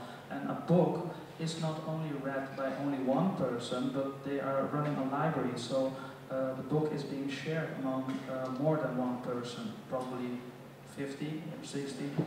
Can I go back to something about your presentation that I wanted to ask? And then, because you said when you read a book and you're going to make some friends, you make some copies, and then you share the information, and then you come back and then you destroy the paper. And I was thinking, that's a shame. Why are you making these copies and destroying? And I didn't understand if that was part of the church procedure or like a personal. No, when I destroy a copy, it's mostly because I don't need it anymore. There can be a kind of exception. If I find the information valuable enough, I take some glue and I post it somewhere. And then I run away, because otherwise people might know that I have posted illegal content somewhere. No, but the destruction of paper, when I destroy paper, I put it back into the system so it can be recycled, so nothing is really wasted. Okay, I'm conscious we've only got a few minutes left, because I know the guys want to set up for the next event after this. I'm terrified of that gong going off. Is any other last comments, questions, anyone would like to pick up on? As we say, we'll go back to the library and we'll hang out there. There was beer there yesterday, so I'm kind of hoping, but I'm probably not going to look. It's nice having a library with beer. So if anyone just want to ask in this context, they can come and talk and see the project. Then, but any last? Yes? I just want to make if there's a little bit of time, yeah, because speak right into the microphone. I'm getting a little bit. I got a little bit nervous in the course of this this panel, because I really think that the problem with property is not a moral issue. It's the same way as the problem with capitalism is not that there are greedy people. The problem with capitalism is not that people get paid for their work. This is not the issue. And this is something that really forces us in these times of digital and immaterial economies to think again and again, how is value that is extracted from the commodity form or from labor that is turned into a commodity when we are creative, for example. how is this value extracted and expropriated, and how is this value circulating, and how is this value forming capital as money that generates money. So I have a certain suspicion that the problem is not greed, the problem is not sharing enough. Yeah? I think the problem is on a completely different level. It is, I completely agree that in 10 years probably there will be no copyright regime anymore as we know it, in the same way as, for example, in the Netherlands before 1946 there was no copyright regime, which actually allowed companies or corporations like Philips to grow to this extent or to become this kind of copyright and patent holders as they are, with owning more than 500,000 patents and making money basically from this. The problem is, how is this value generated today? And what is the role of intellectual or imaginary property in this specific context? I think the problem is that the object itself doesn't matter. It doesn't matter anymore, the binary file that you have on your Kindle or that is circulating through the Pirate Bay and so on and so forth. What matters and what the business models of the big corporations are based on is the exploitation of the metadata, of the user data, of the statistics and the algorithmic exploitation of how many people have been watching this film and what did they do afterwards, what did they do before, and how can we sell advertising. I mean, the most primitive business model is what we're experiencing today on the level of Google advertisement. Yeah, this is selling banner per pixel or square meter or whatsoever. Yeah?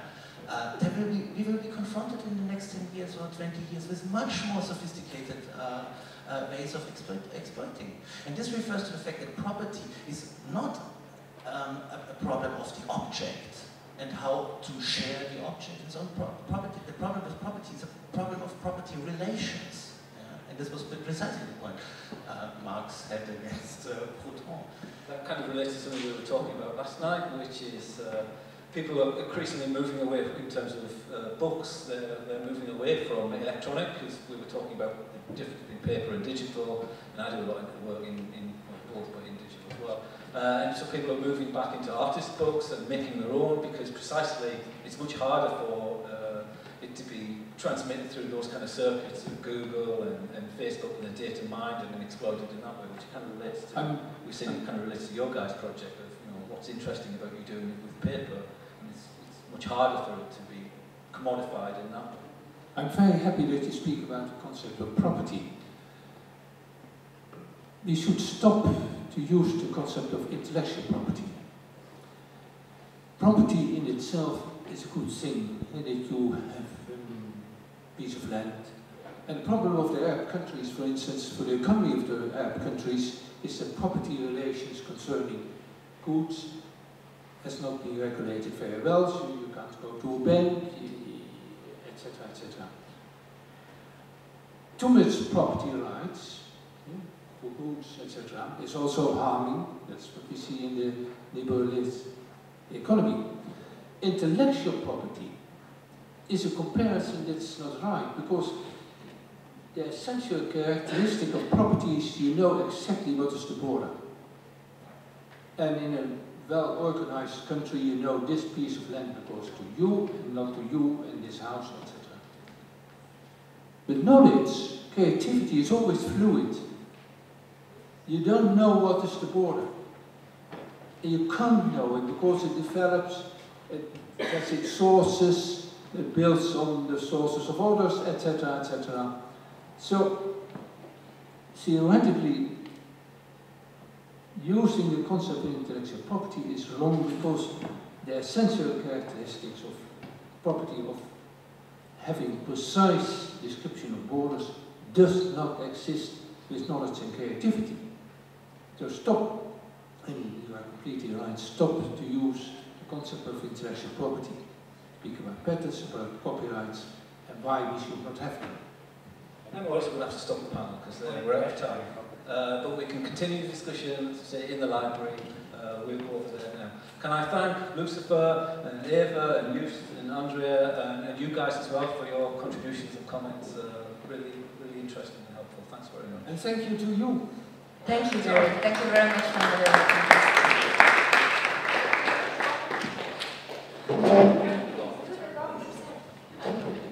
Now we will have a short break, half an hour break to do for the technical.